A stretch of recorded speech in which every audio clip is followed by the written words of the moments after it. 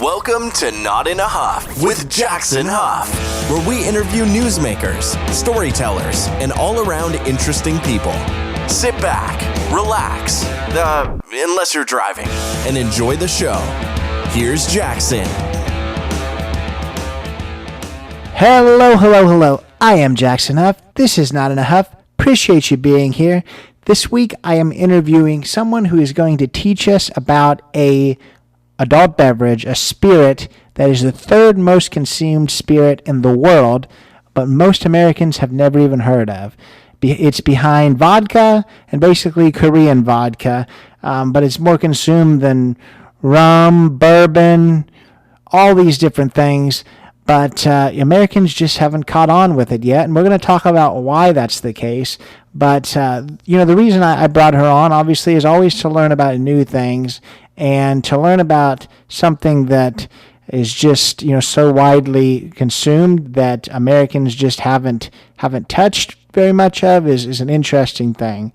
That spirit is from Brazil. It's called Cachaça. I might have butchered that. I tried so hard. She's going to say it a million times in this interview. I try it. I still think I'm not saying it exactly right. But it's a Brazilian spirit. It's actually the national spirit of Brazil.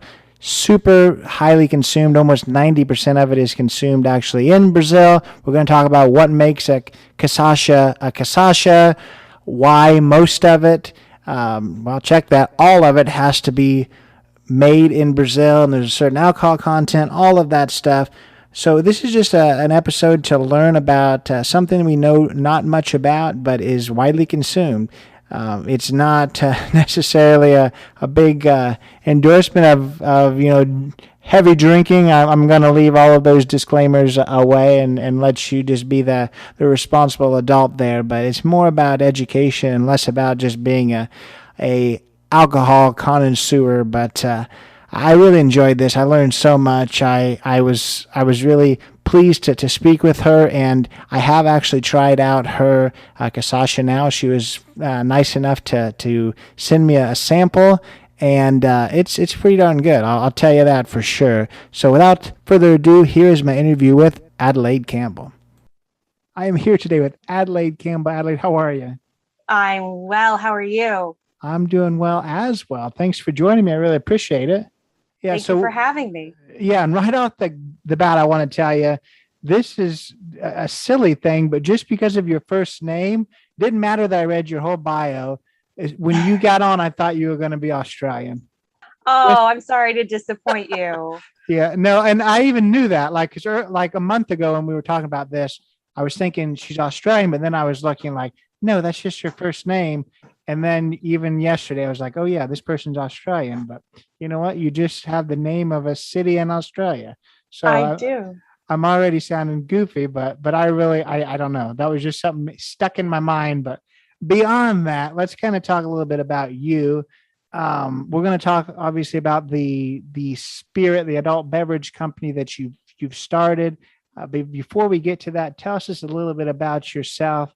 Before you got into that, I've heard that you were a numbers person, which is very far from what I'm very good at. So tell us a little about yourself. Absolutely. Like you said, I grew up as a numbers kid. I was a math kid. I shouldn't admit to this, but I was on the math team in high school. And so when I got out of college with my bachelor's in math, I chose the actuarial profession, which for anybody who is unfamiliar, they tend to work in insurance companies, for large investment companies. And the way I describe it is, if accountants look backwards at the books, actuaries look forward and do predictions and make assessments about what they think is going to happen in the future. So a lot of math from there. And from my actuarial career, I got into startups, tech startups, being from where I was in Boston. I was originally based in Boston, now based in Miami. And I'm looking at beautiful palm trees as we talk. And so I got into startups in the Boston tech sphere. And then from there, I was just kind of unfulfilled and looking for a change. Recently, I think a lot of people reassessed their station in life with COVID. And I had a little bit of a maybe a late blooming quarter life crisis, we can call it, Yeah.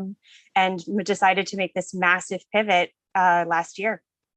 Yeah. Yeah. And again, the numbers, I have a business degree myself, but the part that I struggled with the most was the whole finance and accounting. So more power to you that you're good at that. We need everyone that, make the world go round. My day job is in higher education. So I always talk to everyone because it's in, advising. So I always talk to everyone about how there's English people and there's math people. And generally it's not both, but if you're both, it's an awesome thing. But yeah, definitely not a math person. I think that would lead me to drink quite a bit of your beverage if I had to go and take a bunch of math classes. But tell us just a little bit about how you think that that experience, not just in school and actuary science, but maybe those startups too, how it helped kind of guide you and be able to be successful in this next venture. Well, so math and finance are really the common thread and I know you say you're not a math person, but probably deep down, you've got a little bit of a math side to you because you still need to manage your finances, manage your bank account. So numbers are the one thing that kind of unites every career, every job. And from there, I think that a lot of people get into the spirits business because they're very passionate about the spirit that they produce. And I'm no exception to that. But I also bring this pragmatism to my company, and I understand cash flows. I understand how to hedge financial bets, not bets so much, but because I'm dealing internationally, there are currency exchanges involved, and just being able to manage the money as anybody, as business owner would, has come in really handy. At the same time, I come from a world being in startups where you're trying to prove the value of something that somebody may not be familiar with. I used to work for a company called Notarize, which if any of you ever had to get anything notarized, it's kind of a hassle. So they put that all digitally, and to try and explain that to somebody it could always be a challenge. So with my brand and my beverage, it's a little unknown in the U.S. market, and as we'll talk about the name and everything like that. Being able to present that as a value message to the consumer, to the distributor, right on down to a potential investor in a company. I've been able to draw on all those experiences that I've had from the tech startup world and my financial background, which is, you wouldn't necessarily think the two would be so linked, but I found it to be very helpful. And I think it's probably made this process a little bit easier. Not to say that it's been easy at all, but I'm not struggling with that side of things like I would imagine a lot of people could. Right. No, I feel like just having that numbers side is extremely beneficial, just because I'm obviously this is I would say probably a passion of yours, a passion project, but still, if you have that numbers background and the numbers aren't adding up, that it probably helps you to realize, hey, this is something needs to change. And there's so many people that get involved in business and entrepreneurship that just are, their heart's in it, but they're not really thinking with their mind that, hey, something needs to change because you're not making your, the balance sheet at the end of the day. So I'm sure that helps. And then data is really the currency of today. Anybody who's doing social media marketing or trying to grow a business in any sense is driven by data.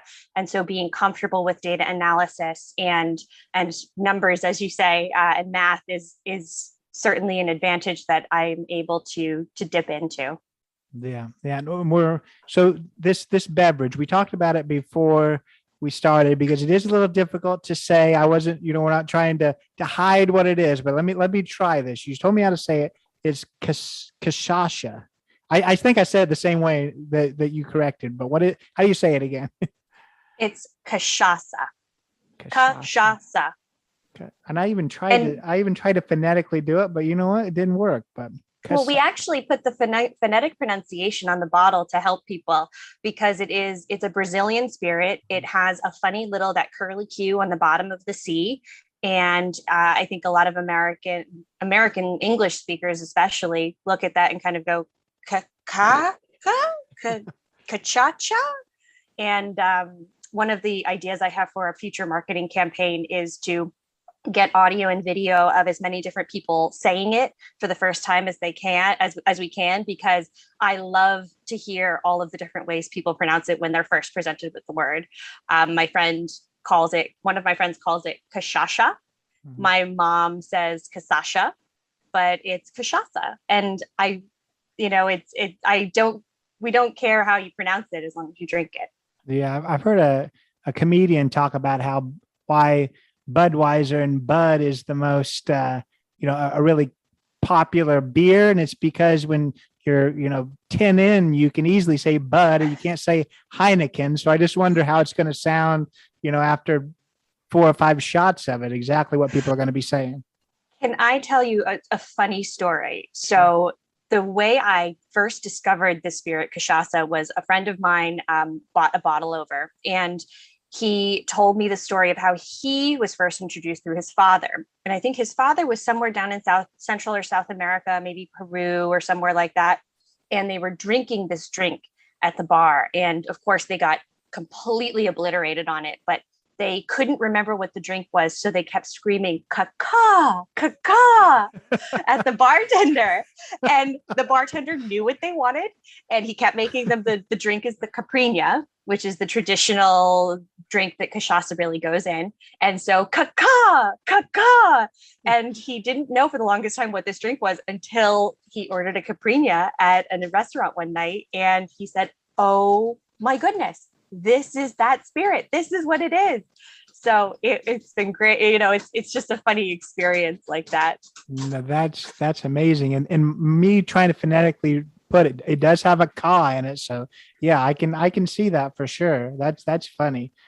So tell us just a little bit more about the spirit. You mentioned it's a Brazilian drink. From what I understand, is it the national spirit of Brazil, or is that just what people say? Or I hear that it's a lot more popular, definitely in South America than here, but I just want to know a little bit more about it. And then of course, everyone always wants to compare things just to try to understand things better. I don't know whether it has a comparison to another spirit that we may be more familiar with, but if you could have a comparison there. Well, context is so important. And especially when you're dealing with something that is new to the American palate, it's always helpful to compare it to something else. It's how, down here in Florida, we have alligators. So you say it tastes like chicken, right? Yeah, so, but for cachaça, I say cachaça is to Brazil what tequila is to Mexico.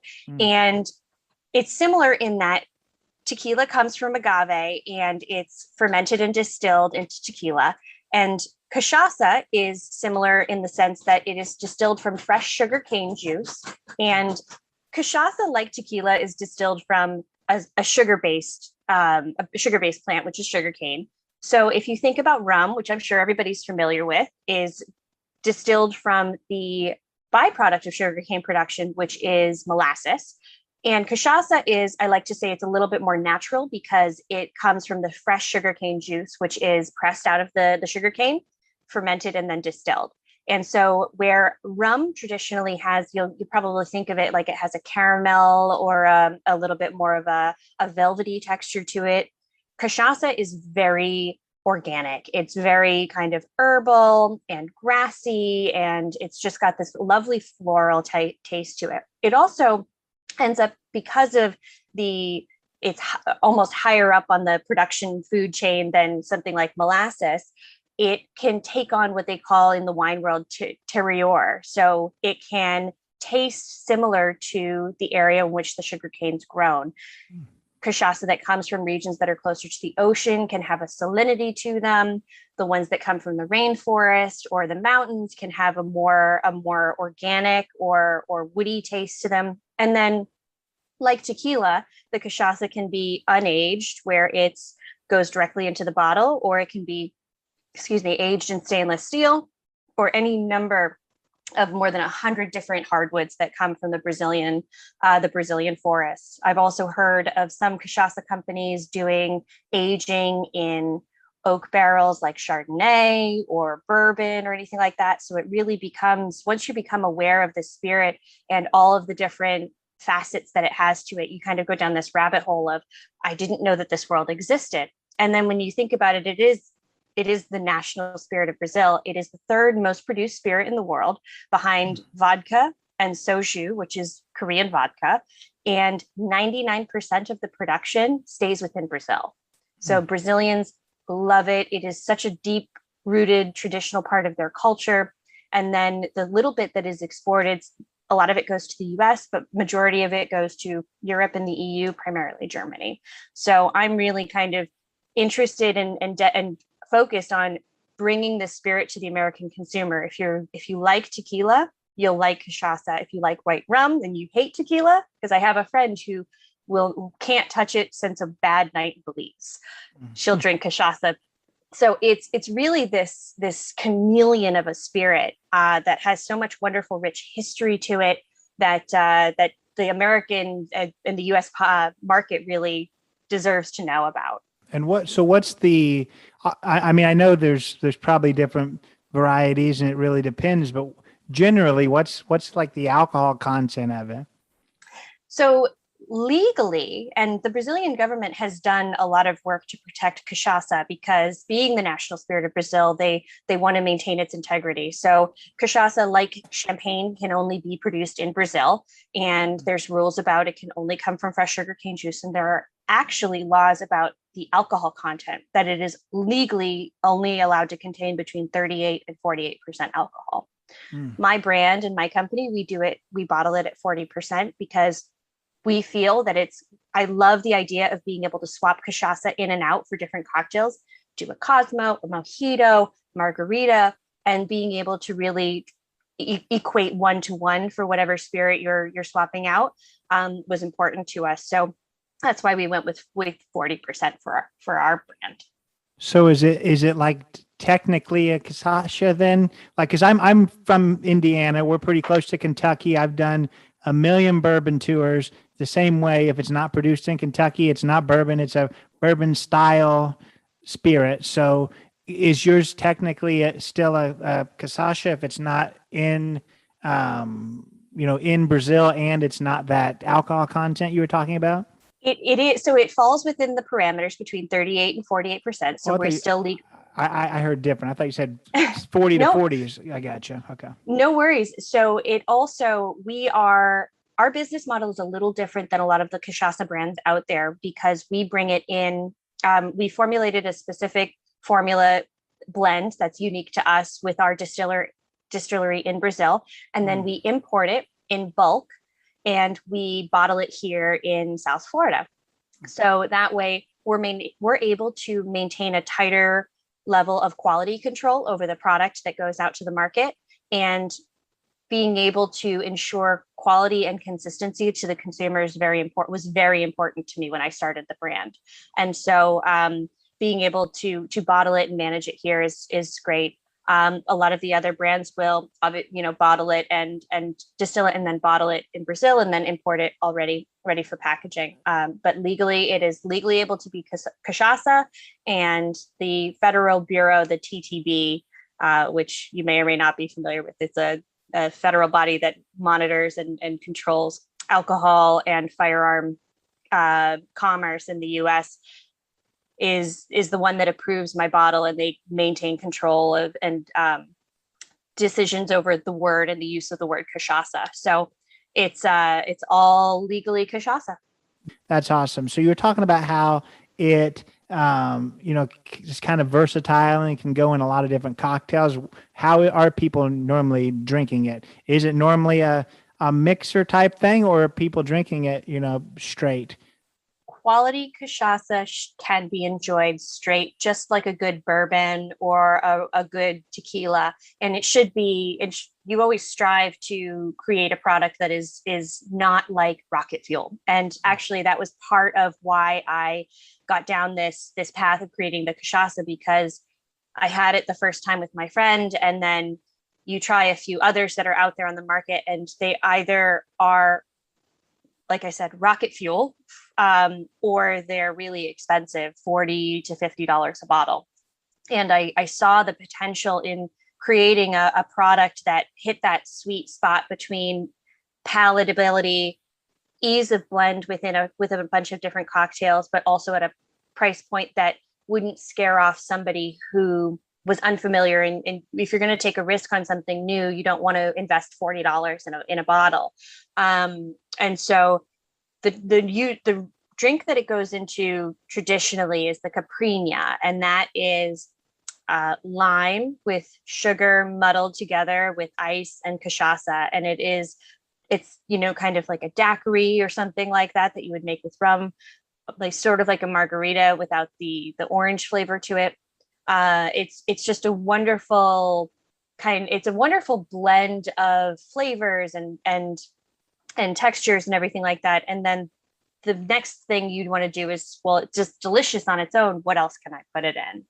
Gotcha. So what makes you think, or why do you think that Cachaça is not hasn't been drink as much in the United States or really anywhere else? Is it just that Brazilian know they have a good thing and don't want to share? Or why do you think it hasn't transcended a little bit more? Because obviously tequila has. Well, tequila benefits from the proximity to the US. So it's an easy jump over the border right there if you're in California or Texas to bring tequila in. And it always does come down to import export. So international commerce is kind of something that I wasn't very in tune with a year ago. And now I'm extremely in tune with it because of the nature of the business. But I think also a lot of the cachaças that are on the shelves right now and available in bars they kind of have that, that rocket fuel reputation to it. And a few people I spoke with as I was doing market research before we launched the brand, it was almost like a punchline that they drink cachaça, that put the hair on your chest kind of thing. And much like tequila was maybe 30, 40 years ago with the first tequilas that came to the US, they're not as high quality. And then as it starts to gain awareness, as it starts to get out there into the universe, everybody starts to realize, oh, it's not just a bad college drink that you shoot and chase with lime because it's so bad. It can be something that's sipped and savored and is complex and has depth to it. And so I think those are some of the reasons why cachaça hasn't really caught on in the US. I also think that Brazil as a market for the US still has a huge opportunity for growth, especially when it comes to things like clothing and food. When you think about the places that US trades with for food and beverages, you don't necessarily think of Brazil as the top of your mind. And this could all just be my speculation. And the Brazilians really just could say, we're just going to keep it all for ourselves because we love a good party. And, we've got to keep Carnival going. And it lives on Cachaça. Yeah. So tell us just a little bit about creating, the company, because I know that you early last year quit your job, which is a huge leap. You can talk a little bit about that, but I want to hear a little bit more about creating the company. There's a couple parts to that too, where I would wonder about, how you were perceived or how you were accepted within, the Brazilian community that's already doing this. And I'm sure there's, companies that are, very old by this point. And then also how you were accepted, in the community as, a female entrepreneur. And the only reason I ask that is just because, again, going to all of these bourbon distilleries here in Kentucky, I went to one that was ran by an awesome, female entrepreneur who was talking about how bourbon was a good old boys club that it was hard to break into, but now that she's just, kicking their butt basically. So let's see how many questions I can put into that one question, but I don't know if you can keep up with it or not. Well, I think that when starting the company, I didn't have the idea to create a cachaça brand when I quit my job. I knew that I was dissatisfied and I was frustrated with where my career was headed. And I knew also that if I took the amount of effort that I was putting into that job, and I put a third of it into supporting my husband's company, he's also an entrepreneur, a third of it into job hunting for something else here in Miami, because Miami's really exploding as a tech hub. A lot of startups and hedge funds are coming down here. So I knew there were opportunities there. And a third of that effort going into a passion project, like you said, something would in 6 months, I knew that mentally I would be happier. The situation would reveal itself of which path I was supposed to take. And so I just, for some reason, this chord just struck with Cachaça. I recognized the market opportunity. I loved the spirit on its own. And then it became this process of, I don't know anything about the liquor industry. I don't know anything about the 3-tier system. I've never even been a bartender. I've never distilled anything in my life. And I've drank a lot in my life, wine and spirits and everything, but I know nothing about how it gets from the grape to the glass. And so I just put my head down and I started learning. And I actually purchased a wonderful book that I found in my research and got in touch with the author because I had a very specific question that he didn't cover in the book. And that was how I actually was connected with my supplier in Brazil. So I had a very specific question about importing alcohol, where you have to go through the TTB and the permitting process. And I knew I wanted to import it in bulk and I wanted to do it here. But finding my supplier, I was having trouble with understanding the volumes and getting samples. And so when he connected me with the former CEO of Leblon, which is probably the most well-known cachaça in the US, it's a Bacardi brand. Bacardi bought the brand a number of years ago. Connected with him and I just said, I'm interested in creating a product. Is there anybody in Brazil that you would recommend? And he ended up recommending this wonderful distillery. It's my Portuguese is terrible, but I'm going to take a shot at it. It's Fazenda Soledade, and they have the master distiller there has just been incredibly helpful in helping me navigate the world of cachaça that he lives in. What he does is they actually source. They don't grow the sugarcane themselves.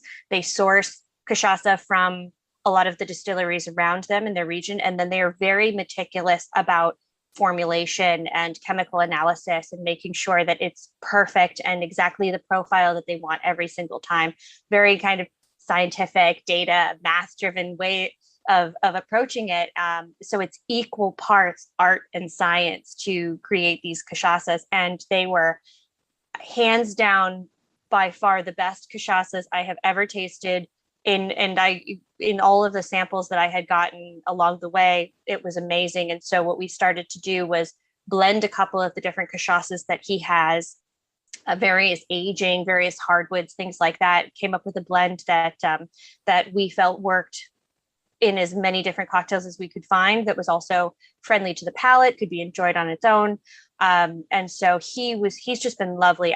Because I've started this company while in COVID times, I haven't had the opportunity to travel and see the distillery and visit the distillery, but we're constantly talking via email. We stay consistently in touch. He's been absolutely wonderful. And the Brazilian government is really interested and focused right now on promoting cachaça as an export for the country. And so I may be just a little bit ahead of that trend and able to take advantage of some of that. As for being a woman in the spirits industry, I think there's a lot of attention paid to it because it's known as a male dominated industry, especially bourbon, especially some of like spirits. So women traditionally, I think maybe and probably wrongly are assumed to drink wine. They want something lighter, something lower alcohol, lower calorie. But there are just as many women out there who will drink a scotch or a tequila or something. And any brand that isn't considering the female buyer is leaving, I think it's 51% of the population, the legal drinking age population out there. So not that our brand specifically focuses on marketing to women, but I want the brand to be just as appealing to women as it is to men. It's supposed to be a uniting, fun, happy, we call it the spirit of Carnival, just that energy and the passion and the vibrancy and the dancing that you think of when you think of Carnival down in Rio. And the other thing is, which most people probably may or may not be aware of, is when in the parade of the samba schools, when you think of Carnival, most Americans are thinking about the parade of samba schools. It's actually a competition. And there's always a lead dancer for the samba school. And it's most of the time it's a woman. And she is out there and she is dancing her heart out, and she's leading these hundreds of dancers, these massive floats behind her. And it's something, just a powerful image that we really want the brand to evoke, and we want our people who drink cachaça to take that spirit with them when they drink cachaça. No, I like that, and I like that you you managed. I think I answered all your questions. All those mangled questions all together. Yeah, you did an awesome job, and I like that. I like that. I guess the picture at the end of Carnival and a female leading the whole thing. I think that's really awesome, and I think that males, when it comes to this type of thing, have a tendency, and the reason we probably don't have good cachaça yet is because people just drink the rocket fuel. So I think that's really, really cool. So again, I'm kind of relating this to, what I know about bourbon, which is nothing, I don't think it has anything the same taste, but just something that I know a little bit about. And that is, how do you feel like, do you feel like it's a benefit to kind of be on that ground floor and bringing in a spirit that very few people know about? So you've got to teach people about that, but you don't have very much competition. Or do you feel like it would have been easier, which no one cares about what's easier, but you think it would have been easier to start a brand that has a lot of competition, but everyone already knows the spirit, if that makes sense? Well, part of the reason I landed on cachaça, this might be a little bit of a longer answer than you're looking for, but this maybe 2 years ago, my friend and I had talked about the idea of starting a beer or a brewing company, and we wanted to call it Basic Bitch Brewing, going back to the whole marketing to females. And we thought about low alcohol spritzers, things like that, beer, like the cool girls beer. And from that idea, just thinking about passion projects and everything earlier this year, I started to say, well, just as a mental exercise, if we wanted to do that, what would the process be? And like I said, I have no experience with this. So how do you go about bringing a new brand to market? And so I did some research on options for entering new beer, wine, and spirits brands into the world. And what I learned was it's called white labeling. And there are a lot of breweries and distilleries out there that will allow you to create your own custom brand, and they will bottle it and label it. And then really all of that side of things is managed for you. And then you're able to freely go out and do the marketing and the brand development, the brand identity, and everything like that. And so one of the distilleries I found in this process is actually based here in Florida, and all of them do vodka, gin, tequila, whiskey. And this one distillery had cachaça. And it was something I had only been introduced to within the last year. And it just kind of struck a chord, and I went, wait, the market's saturated. Like you said, there's a million different vodka brands out there. And there's a vodka at the end of the day is really just tofu when it comes to spirits. Whiskey and bourbon has its own levels of complexity, as we've learned with, the bourbon trail and everything like that. Tequila can have the same level of complexity. Gin, there's a lot of different opportunities for gin. So cachaça just felt like this wide open space that it didn't sound scary. It sounded like there's an opportunity here that for a need that I can fill. And so just kind of going down this rabbit hole of picking cachaça out of all of these other spirits, I think has worked in my favor. I think what has also worked in my favor is this recent push by the Brazilian government to popularize it and focus on exporting it. And so I think that I might be, not to be too presumptive, I might be early on a trend that could come around into the US in the next 5 to 10 years, where people might be burning out of tequila a little bit. every celebrity's launching a tequila brand or a spirits brand of some sort, and nobody's really given cachaça the amount of love and respect that I think it really is owed. Yeah, and when you were kind of explaining the process of how you created it, that the white labeling is kind of what I was wondering. I am kind of familiar with that, but when I talk to entrepreneurs, a lot of times when we kind of talk about, okay, is this something that you're creating, or is it something that you've kind of created the formulation and somebody else is? They normally don't really want to talk about that. I feel like that's kind of a dirty thing to some people. So is that, I mean, my understanding, is that kind of what this is? Is it a distiller in Brazil that you've kind of created a formula and then labeled it to the US market? It's so I am not a distiller. I am not a master distiller. I don't have the background or the experience in what a lot of, when you think about a distillery or a brand owner, they're really deep into the distillation process, the fermenting process, the aging process. I am interested in it, but I also know that I'm not an expert in it. And so being able to outsource that or rely on somebody who has made it their passion and made it their career, and then use that so that I can focus on the things that I'm good at, which is the branding and the relationship building and getting it out to market.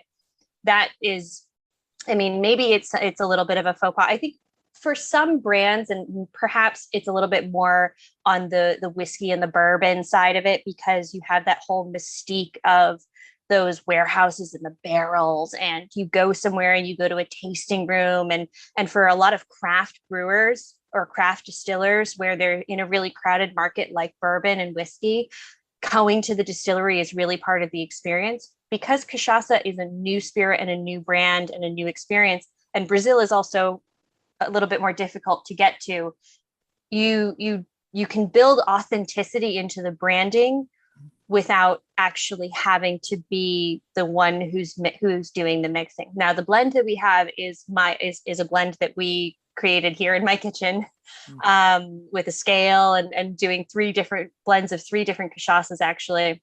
And so I'm passionate about the product itself, but when it comes to the expertise in creating it and distilling it and fermenting it and aging it, I lean on my producer to bring that to the table.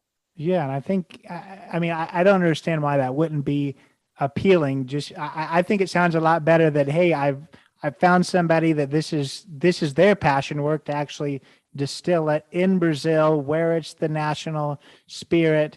And rather than, hey, I tried to make my own in the bathtub, I think I got a real good product, but I'm just not real sure. So it sounds better to me that it's that way, Yes, and if you think about tequila also, when you think about Jose Cuervo all the way up to Patron or Don Julio, there really is, and Kylie Jenner got a lot of flack for the lack of authenticity in her brand when she launched her tequila, and that has more to do with the branding than where she gets her tequila. And I think that if nobody's going to the Don Julio distillery in Mexico, or fewer people are than are going to Wild Turkey or any of the big distilleries here in the US. And I think also the US kind of prides itself on the craftsmanship of the bourbon. And that's why you get a lot of distilleries, especially where you are in Kentucky and Tennessee.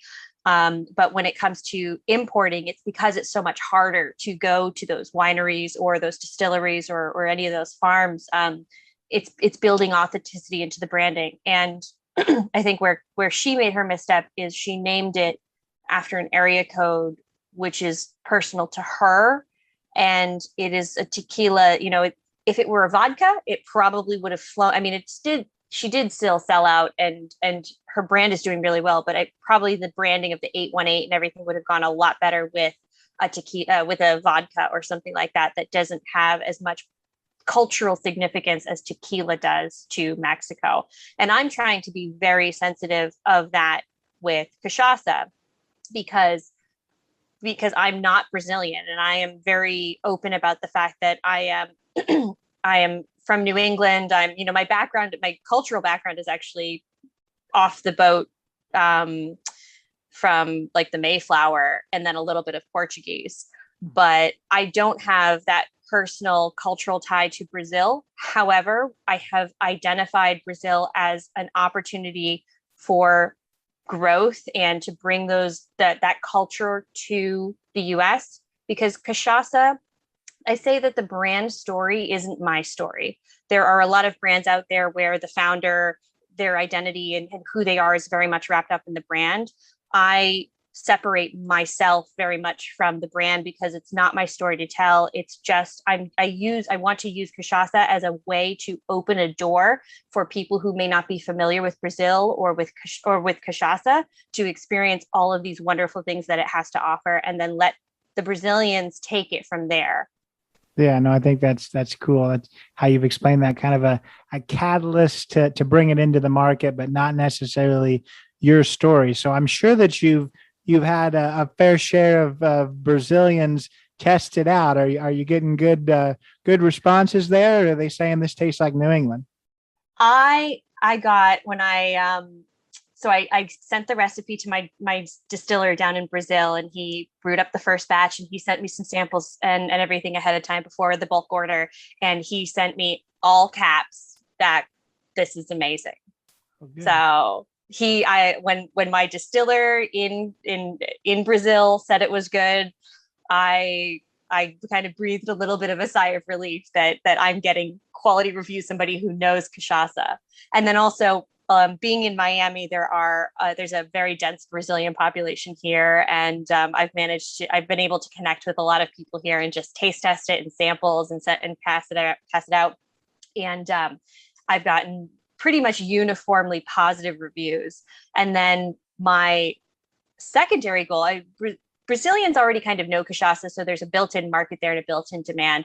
Where I'm setting my sights, and this might be more of a challenge, is to bring in the non-Brazilian market. So my goal is to sell to somebody like you or me who has never heard of it before, but wants to try it. How do I bring you in and expose you to something that is completely unknown to you?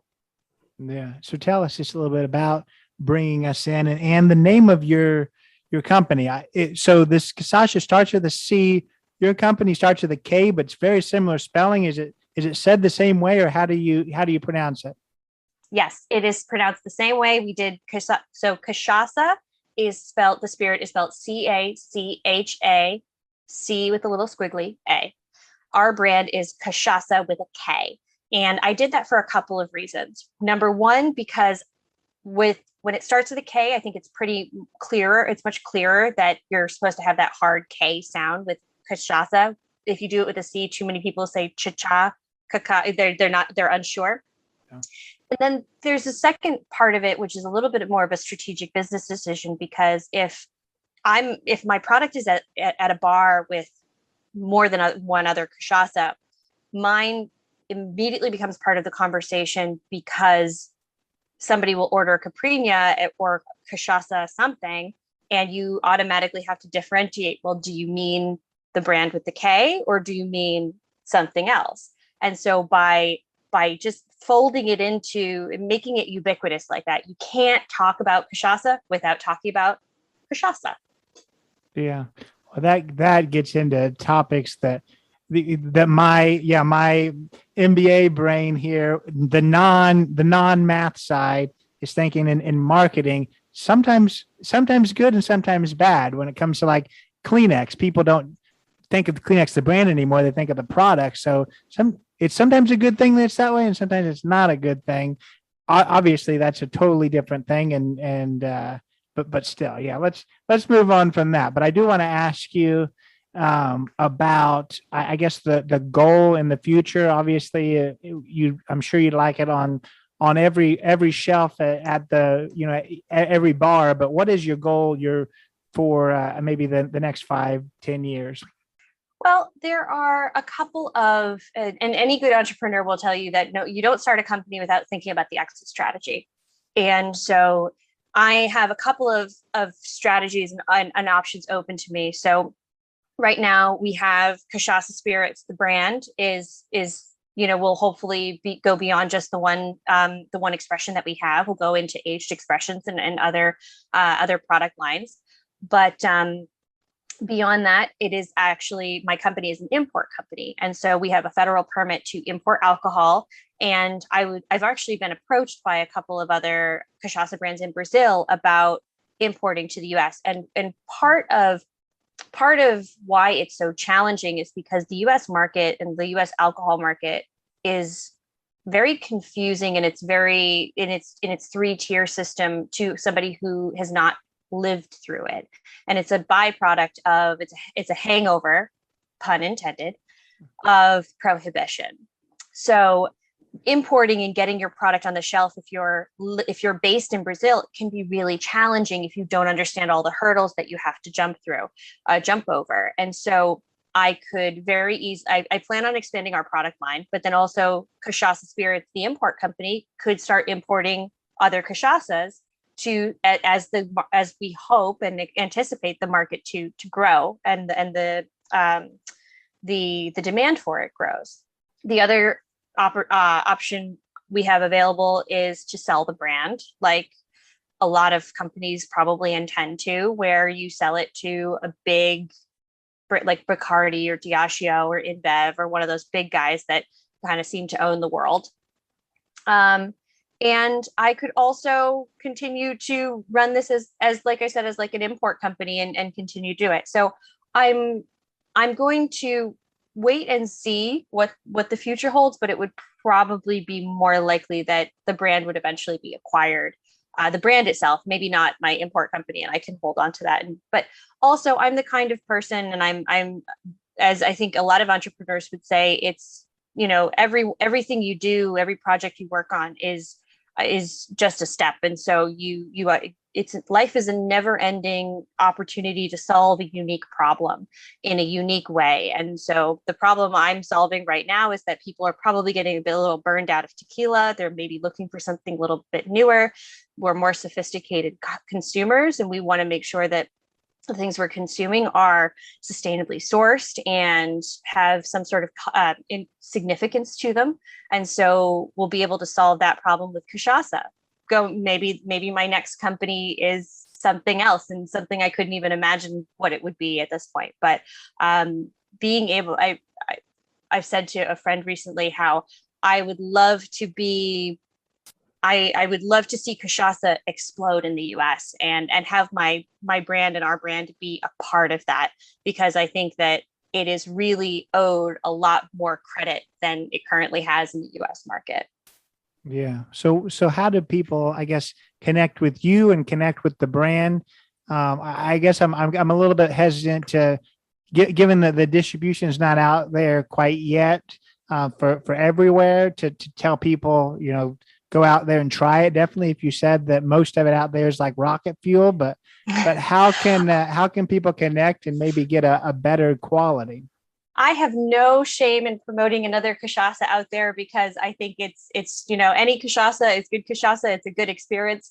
One of the national brands out there is Novo Fogo, and their silver cachaça is actually really good. So if anybody is excited about this and wants to try it, I don't think it tastes a lot like the cachaça that we're doing, which is something you'll find with cachaça. They all are very unique in their characteristics. Mine would probably be a little bit, if I gave it to you and you sipped it and I said tequila, you'd kind of get a little bit of a tequila. If I gave it to you and sipped it and I said white rum, you'd feel that. So it's a little bit more of a chameleon in that sense. However, we are probably a month or so away from being available through distribution. So we are available. You can get on our mailing list at cachaçaspirits.com, KACHACA spirits.com. We're also on Instagram, and we are on Facebook as well. So to stay in touch, find out what's going on as we launch. We're going to launch in Florida initially, but also have plans to partner with an online distributor where we'll be able to have national distribution as well, as far into as many markets as we can with a direct to consumer, which I think a lot of people are becoming much more comfortable with as they're ordering alcohol through online through the supplier's website. Yeah, no, I think that's awesome. I mean, the main reason I wanted to speak with you is just to learn about an entirely different spirit that probably most people that's listening have never even heard of. Just to bring it back to the bourbon, when I talk to, those companies that we've been around for 150 years and everyone knows all about them. It's so ingrained to talk about a spirit that's so widely drunk in Brazil for us to not even know about. I think it's just a really cool thing. And it's something that I didn't even think, I guess was possible. I figured by now, most, with the American consumer, most alcohol and the kind of alcohol had probably been consumed heavily by this point. It's a new thing. It's definitely, I see it growing in popularity and growing in awareness. I love to teach people about it because there's just so much history. Actually, one little factoid I'll leave you with is it's older than rum. It is the oldest produced spirit in the Caribbean, South American. It predates rum by at least 100 years. Wow, that's crazy for sure. Yeah, good and a good place to leave it for sure. So I appreciate your time. It was really cool to learn about the spirit, to learn about your company, and taking that leap. There's just a lot of cool parts of it. So it was a pleasure. Thank you so much. Pleasure was all mine. So that was Adelaide Campbell. Hope you enjoyed that. As Americans, whether you drink or not, you've got to admit that kind of alcohol is ingrained just in the fabric of who we are. I think that's kind of the case in most places. Germany has their beer, and Russia has their vodka, and the Caribbean with their rum. That's all just generalizations, but everyone, I think, kind of comes together, with alcohol, with beverages. There's a responsible way to do it, like we already talked about. We're not going to talk necessarily about that, but I do think that it's a really important part of our culture and other cultures as well. So to learn about a spirit that is so widely consumed that most Americans have never even tried or even heard of, for that matter. It was a cool opportunity to hear about that. If it is something you're interested in, the links in the description, the show note, we'll talk about how to find Cachaça. It'll give you some information on how to find Adelaide. But it was a pleasure speaking with her. I appreciate you being here this week. Obviously, always check us out if you haven't already. Subscribe, follow Not Enough Podcast on Instagram. Like and review on Apple Podcast if you feel so inclined. But thanks for being here. We'll see you next week, and take it away, Chris. This has been Not in a Huff with Jackson Huff. Thank you for listening. Be sure to join us next time, where we will interview another amazing guest who is sure to make you laugh or make you think. Or, hey, maybe even both. But until then, keep being awesome.